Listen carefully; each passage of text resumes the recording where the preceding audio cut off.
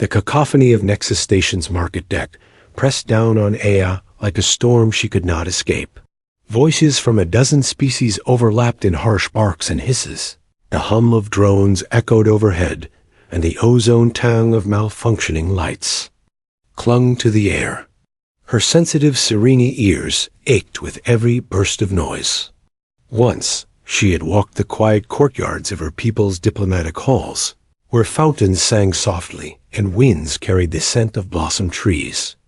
Now she was little more than a shadow in rags, skulking between stalls at the edge of the crowd. Her stomach cramped so violently, it brought her to her knees.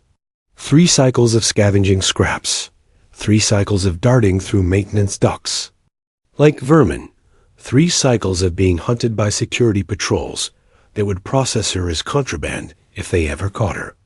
Aya was no longer noble blood. She was a refugee, disposable, and she knew it. She pressed herself behind a waste receptacle, waiting for the last vendors to pack away their goods. Her fingers shook as she reached for a bruised piece of fruit, abandoned on the ground, but before she could snatch it, a smell stopped her.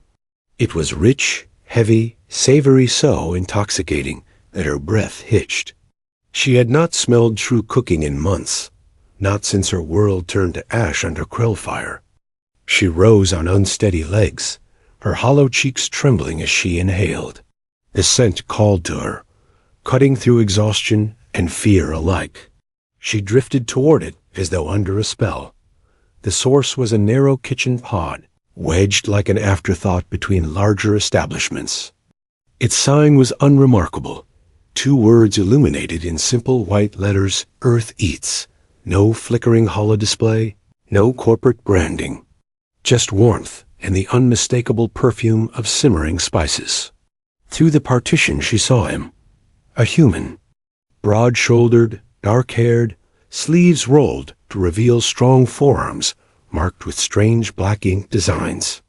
He moved with steady confidence, stirring a pot that released clouds of steam so fragrant she swayed on her feet.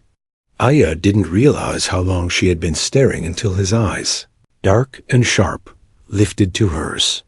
Her heart lurched into her throat. Instinct screamed at her to run. She had survived this long by disappearing whenever noticed. But her body betrayed her weak legs refused to move. Hunger rooted her in place. She braced for a shout, for security to be summoned. Instead, his expression shifted. Not pity, not disdain, but something harder to read. He set down his ladle, wiped his hands on a cloth, and beckoned with a curt gesture. Aya's body trembled as she stepped inside. The kitchen was immaculate. Knives hung in neat order, counters gleamed, spices were stored in precise rows. She perched on the edge of a stool, ready to bolt at the first wrong word. The human turned, ladled soup into a bowl, and placed it before her, along with the spoon. "Eat," he said simply. Her fingers closed around the utensil before she could think. One taste, and Aya's composure cracked. The broth was unlike anything she'd known, layers of spice, depth of flavor that set her tongue aflame in the best way.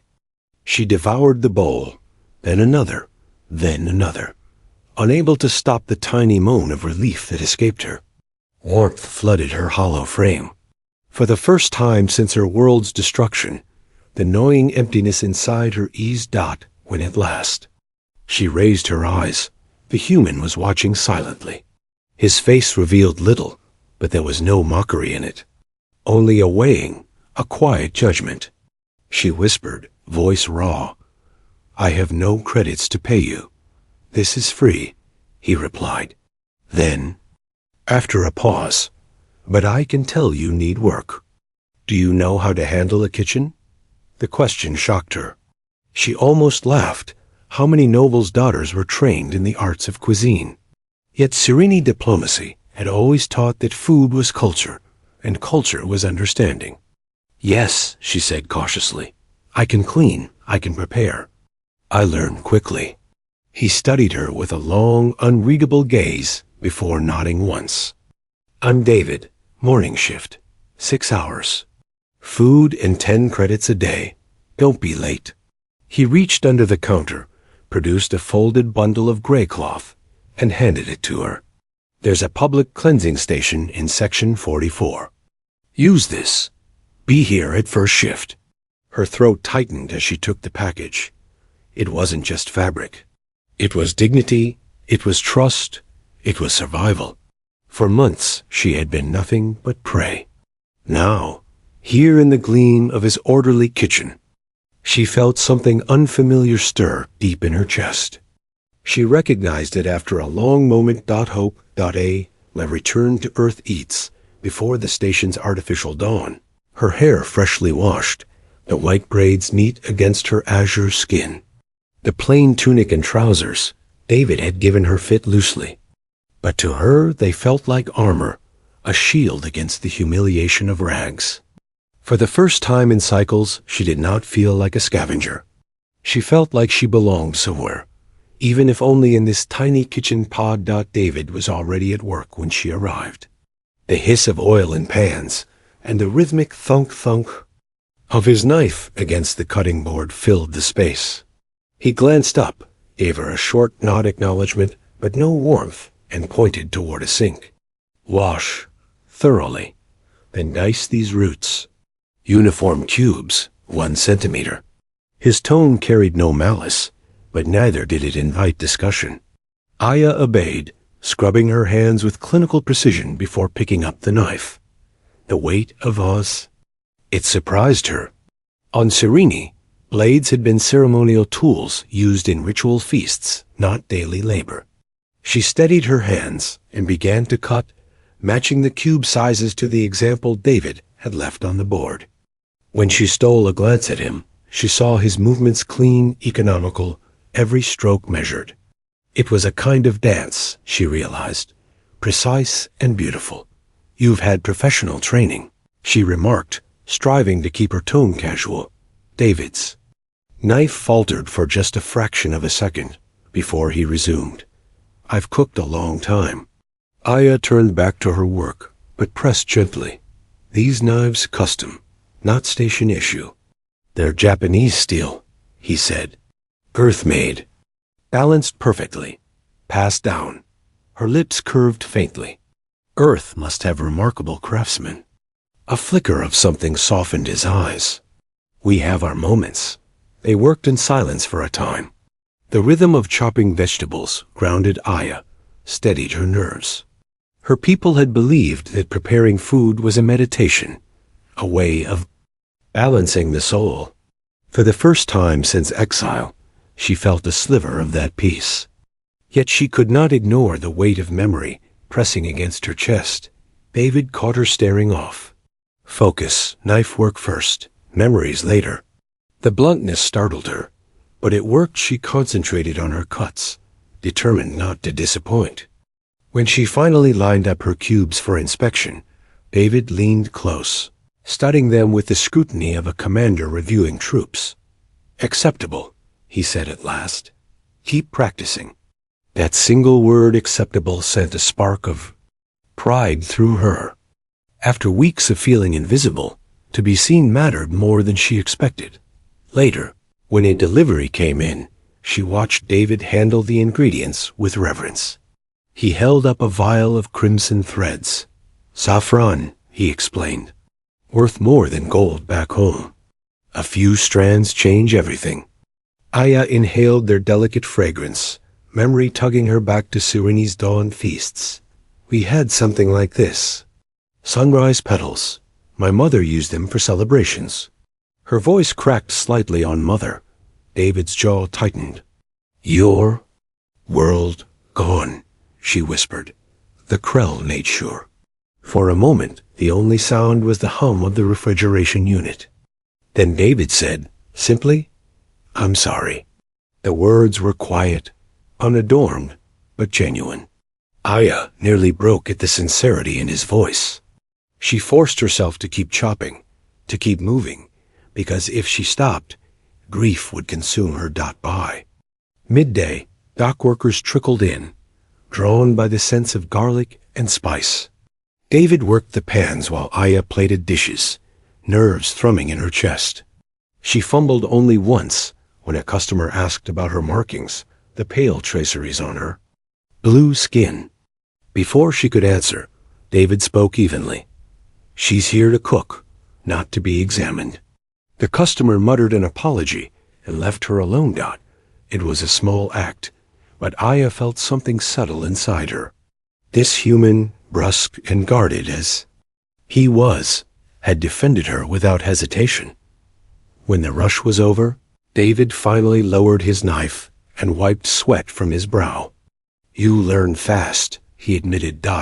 Hawaii managed a small smile. I had good training. Food was part of diplomacy on Serene. My mother always said, understanding cuisine was understanding people.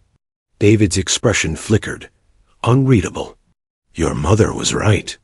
His gaze lingered on her, more thoughtful now, less guarded. Hawaii held her breath, wondering what he saw when he looked at her. A refugee? A liability? Or perhaps, just maybe, the beginnings of a partner. For the first time since her planet's annihilation, Aya felt more than survival stirring inside her. She felt the fragile beginnings of trust. The days on Nexus Station blurred into a rhythm Aya had never imagined herself embracing. Early shifts, sharp knives, the constant hiss of pans and simmering pots. She woke in her small corner of the refugee district, walked with purpose toward Earth Eats, and found David already at work, sleeves rolled, eyes intent. At first, she moved carefully, cautious not to overstep, but soon she began to sense the unspoken rhythm of the kitchen, learning where to stand, when to move, how to anticipate his needs before he spoke. The transformation in her was subtle but profound.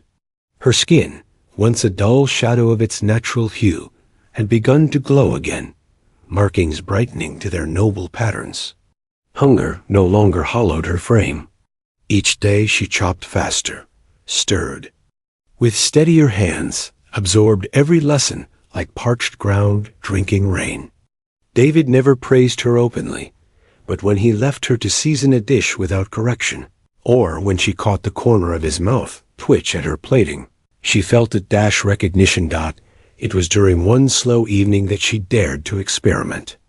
Leftover vegetables sat on the counter, and she remembered a Serene recipe her mother had taught her, a broth infused with herbs that symbolized renewal. She added earth spices David had shown her: pepper, thyme, a hint of smoked salt. When he returned from the storage room, she held out the bowl timidly. Something new, she said. He lifted the spoon, tasted, and stilled. For a long moment he said nothing. Then, balanced, familiar, yet strange, this could work. His eyes, usually sharp and guarded, softened as they met hers. You have a memory for flavor. The next day, they tried the dish on the menu. It sold out before mid-cycle. Word spread quickly. Dockhands and traders whispered of a tiny pod that served food unlike anything else on the concourse. Not bland protein paste, not overpriced. CORP rations, but flavors that stirred memory, comfort, longing. Soon lines formed outside Earth Eats, and Aya found herself at the center of a small miracle. Strangers of half a dozen species eating side by side, savoring something new, something born from two worlds fused together. But success carried a cost. One evening, as Aya scrubbed pots, a shadow fell across the counter. A towering Miclarian chef, his scaled skin a dull gray, sneered through the partition. So this is the miracle kitchen, he rumbled. Humans and refugees peddling scraps as cuisine. David didn't look up from his chopping. If you don't like it, you know where the door is, Grell. Aya froze at the contempt in Grell's slit-pupiled eyes. You're stealing my customers, Reynolds. There will be consequences. He spat the last word like venom before storming out. Aya turned wide eyes to David. Reynolds? For a flicker of a second, his hands slowed. Then he said flatly, ignore him. But she saw something new in his face: tension, memory, pain. Later that night, after the last customer left, Aya lingered by the counter. "He knows you," she said carefully. David's shoulders stiffened. "I've been many things, Aya. Some I'd rather leave buried." He met her gaze, and for the first time she glimpsed the cracks in his armor, the weight of secrets too heavy to name. Aya thought of her own, of the Krell ships blotting out Serene's skies, of running as her world burned. She reached across the counter, resting a hand on the cool steel. Sometimes the buried things grow heavier if you never share them. For a long heartbeat, silence stretched between them. Then David turned away, sheathing his knives. "Get some rest. Tomorrow will be busier." Aya obeyed, but as she lay in her makeshift quarters, one thought burned in her mind. Their little kitchen was no longer just survival. It was becoming a beacon, drawing eyes hungry, curious, and dangerous. And in David's haunted expression, she saw what she already knew. The past had a way of finding you, no matter how far you ran. The following cycle began with an unease Aya couldn't shake. The kitchen bustled, customers poured in. The scents of garlic and saffron filled the air, but beneath it all, tension coiled like a wire drawn too tight. David's movements had lost some of their grace. His knife strokes were still precise, but harder now, clipped as though each cut was a battle. Aya noticed him glance toward the door more often, his jaw set whenever unfamiliar faces stepped inside. By mid-shift, the tension found its teeth.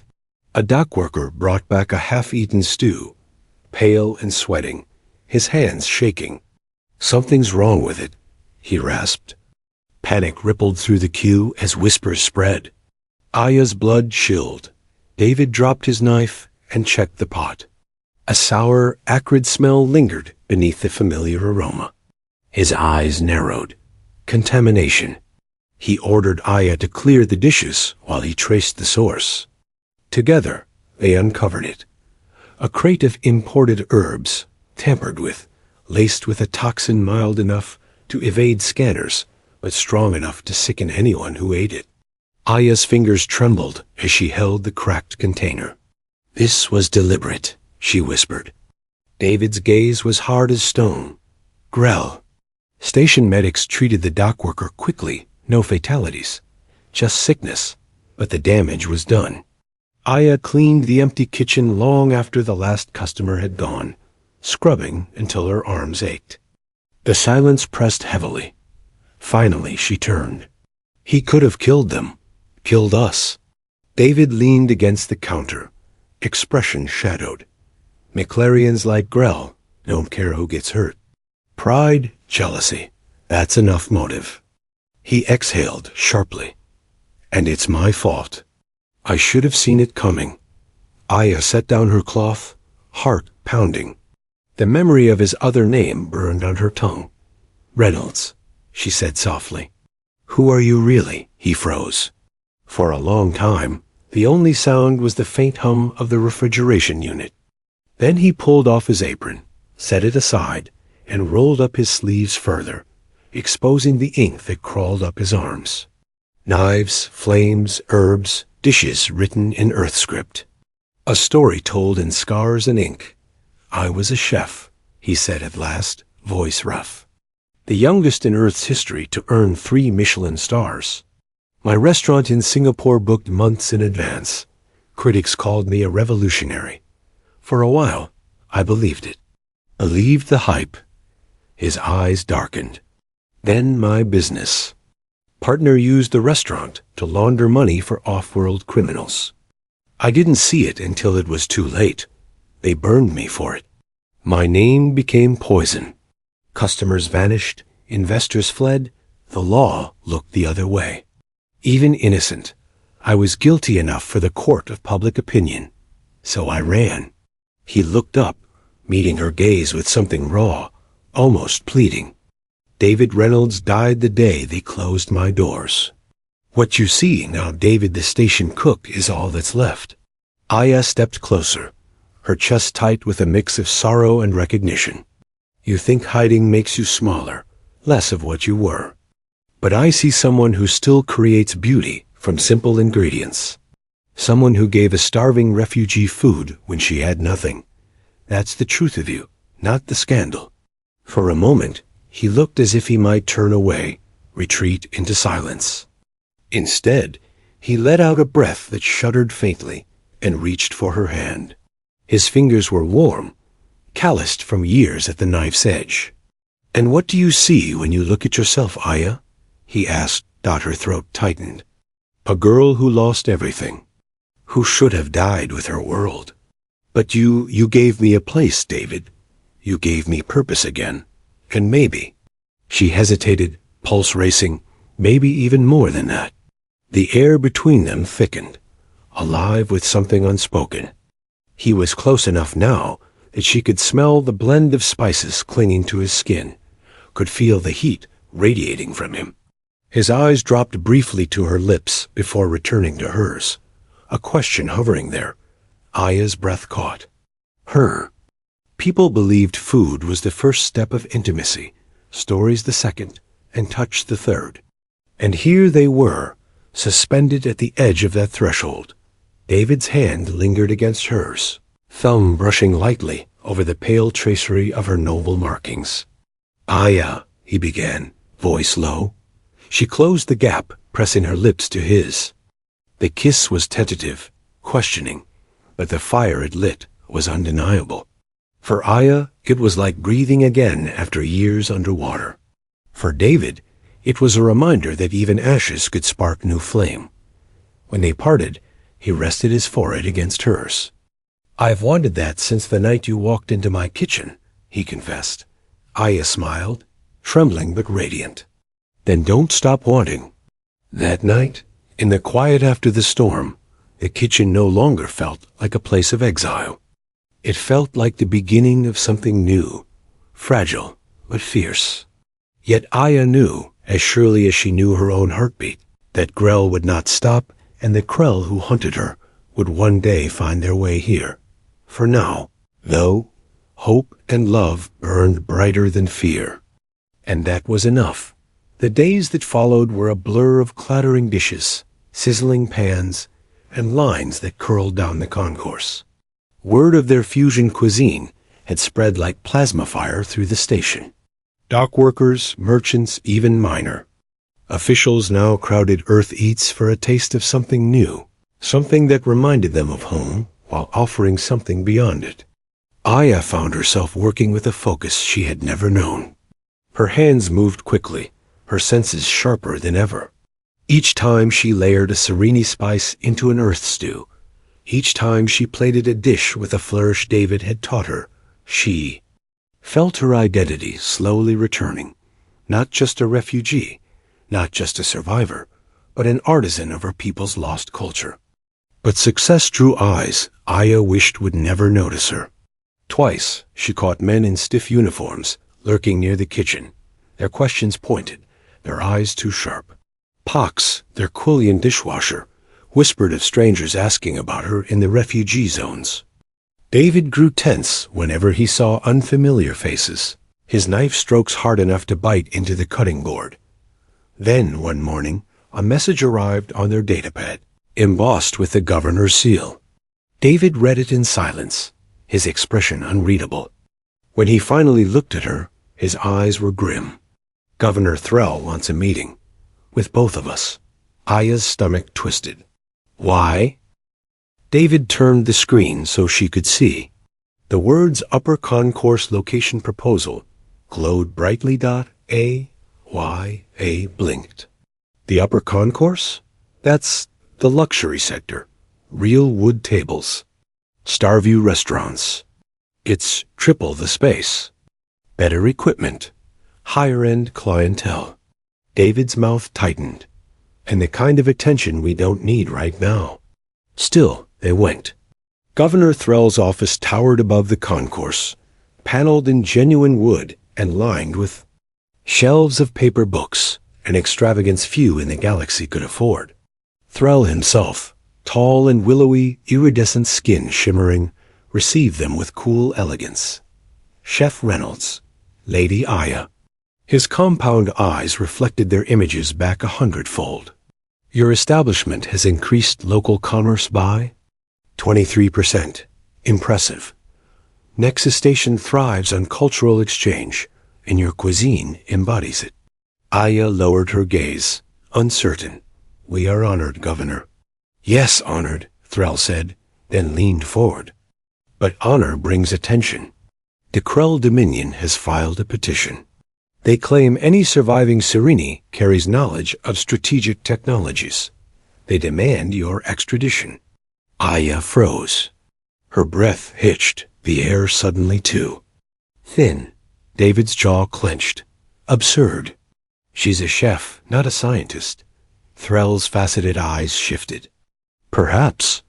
But they've invoked Section 47 of the Accord. Legally binding unless outweighed by cultural significance. Aya's hands shook. I have no people left. No significance. The governor's gaze flickered. On the contrary, your knowledge of Sirini culinary tradition is unique. That makes you a heritage asset. With the right petition, you could be granted cultural asylum. The Krell would have no legal claim. Aya's voice trembled. And who would decide this petition? Your patrons, your allies, the community you've built, Thrall said smoothly. Already, signatures circulate. Quillians Brel, even humans. They call you the last living archive of Sirini cuisine. Aya's eyes blurred with tears. She had never imagined her recipes, her small experiments in a hidden kitchen, could be seen as anything more than survival. Now they were being named as the living voice of a dead world. David reached for her hand beneath the table, squeezing hard enough to ground her. If her protection depends on recognition, then we'll show them.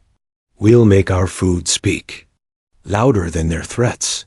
Thrall inclined his head. A wise strategy. But be quick. The Krell grow impatient. That evening, Aya stood in the tiny kitchen, hands trembling as she plated the night's special affusion of Sirini custard and earth creme brolly, the torch flame caramelizing sugar into a glassy crown. She looked at the crowded dining room beyond, at faces from a dozen worlds laughing, savoring, sharing. They believe in us, she whispered. David, standing beside her, nodded, his eyes fierce. Then we give them more than food. We give them proof. Proof that you are more than what the Krell fear. Proof that you are worth fighting for. Aya exhaled slowly, feeling the weight of his words settle into her bones. For the first time, she wasn't just fighting to survive. She was fighting to live and to matter. That night, as cheers echoed from their customers, Aya realized the turning point had come. She was no longer only a refugee hiding in shadows. She was becoming something greater, a symbol. And symbols, she knew, were powerful enough to shake empires. The grand opening of their new space on the upper concourse glittered like a festival. Transparent walls revealed the stars beyond, chandeliers of biocrystal refracted light in shifting. Colors and tables of polished wood gleamed beneath the glow. Aya stood in a gown of deep blue that set off the pale tracery of her Sirini markings, her white braids adorned with silver threads. She moved among the crowd with a grace she thought she had lost forever, explaining dishes, translating memory into taste. David, in a crisp white chef's jacket embroidered with fusion across the chest, worked the kitchen like a general commanding a battlefield, focused, relentless, but alive with pride. The first course was a delicate broth, Sirini, roots infused with earth saffron.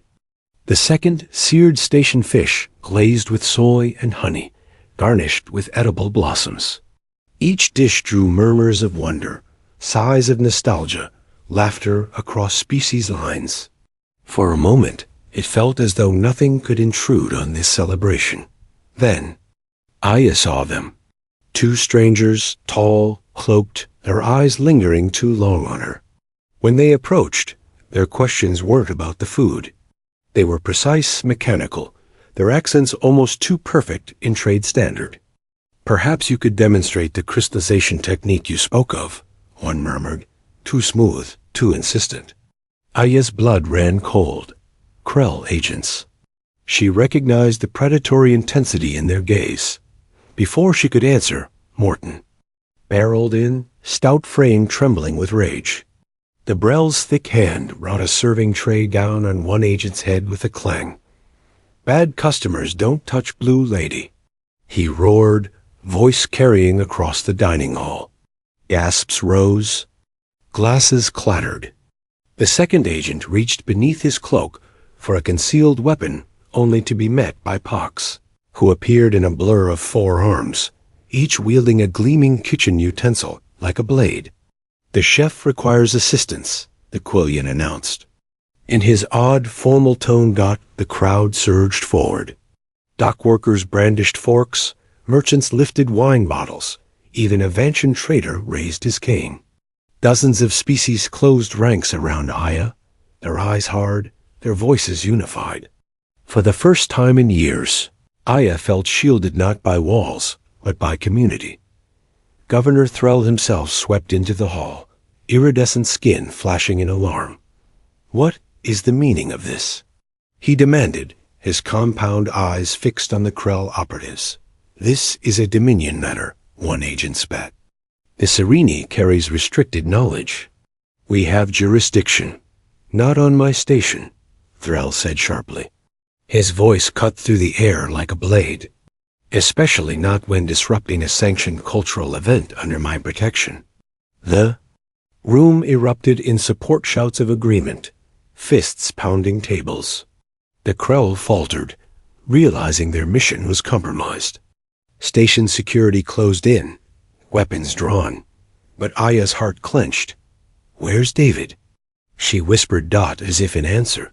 The storage room door slammed open. David stumbled out, half supported by Eric Donovan, the Earth Trade representative. His face was pale, his movements jerky. "Grell," he gasped, voice raw. "He's working with them." A ripple of outrage passed through the hall. Aya rushed to his side, her slender arms steadying him as though she could anchor him by will alone. "What did he do to you?" "Paralysis charge," David managed, his jaw tightening. "But I'm not finished yet." Threll's compound eyes glittered dangerously. "Station law will handle Chef Grell. His collaboration with foreign agents is treason." The Krell agents stiffened, but surrounded by security and a furious crowd, they surrendered. As they were dragged away, Aya held David close, trembling. The voices around them rose, not fearful, but celebratory. Patrons cheered, clapped each other on the back, raised glasses. David, still weak, turned to Aya with a wry smile. "I think," he said hoarsely, "we should serve dessert. Something special to thank our guests for their unexpected assistance." Aya's lips trembled into a smile, tears burning her eyes. "I know just the thing. A fusion of Sereni custard and earth creme brulee."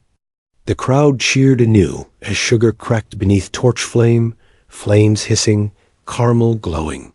When Aya set the dish before the gathered allies, she knew this was more than dessert. It was defiance. It was survival. It was love made edible, hope. Plated for all to taste. And in that moment, as David's hand found hers, Aya realized something vital. They were no longer prey. They were no longer hiding. Together, they had become a force, and even the Krell Dominion would have to reckon with that. 1 year later, Nexus Station's upper concourse had transformed. What had once been just another corridor of glittering establishments was now anchored by Fusion, the restaurant that had become legend. Its walls were adorned not with hollas or advertisements, but with hand-painted murals, Sereni blossoms entwined with earthwheat, Kakulian's four-armed silhouette holding trays high, a Brell, child laughing with a bowl in hand. Patrons queued in lines that wound down the hall, waiting weeks or months for a reservation. To eat at fusion was to taste history, to taste survival, to taste something greater than any one world. David stood in the kitchen's heart, jacket crisp, knives gleaming. The tattoos on his arms were no longer marks of shame, but of pride chapters. He wore openly, each cut and flame a reminder of battles fought and survived. Beside him, Aya moved with radiant poise, her markings vivid, her braids bright with gold thread. Once she had been a starving girl clutching rags in the shadows. Now she was a cultural ambassador, recognized across the sector as the last bearer of Serene cuisine. Together, they were no longer hiding. Together, they were unbreakable. Tonight was not for critics or officials. Tonight was for family, the ones who had stood with them when the krill came knocking. Morton bustled about proudly, carrying trays larger than his stout frame with ease. Pox checked the table arrangements, 4 arms working in perfect synchronicity. Governor Threll had even deigned to attend, offering a toast with dry elegance. And Eric Donovan, Earth's representative, watched with a grin as guests from dozens of species laughed and shared food at the same table. When the final course was cleared, David wiped his hands on a towel, his nerves uncharacteristically taut. "Aya," he said, his voice quieter than the kitchen ever knew it could be. He reached into his pocket and drew out a small wooden box, the oak carved with simple earth patterns. Inside lay a ring of gold, inlaid with fragments of Serene crystal, the last remnants of a necklace Aya had carried from her world. Her breath caught as he knelt, words tumbling out of him, raw and unpolished. "When you walked into my kitchen, I was a man hiding from my own name. You gave me back my purpose, my pride, and my life. Aya of House Morning Light, will you marry me? Join our lives the way we've joined our flavors forever." Tears welled in her luminous eyes. She cupped his face, her voice trembling but sure. "Yes, 1,000 times yes."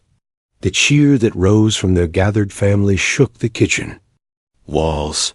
Morton wept openly, declaring himself bodyguard, the moment Aya laughed through her tears. Pox bowed gravely, promising to officiate the Quillian way should station law prove inadequate. Even Threll's compound eyes glittered with what might have been amusement. But before the celebration could crest, Aya swayed slightly, pressing a hand to her abdomen. David caught her, panic flashing across his face. "Are you?" She smiled, radiant and secretive.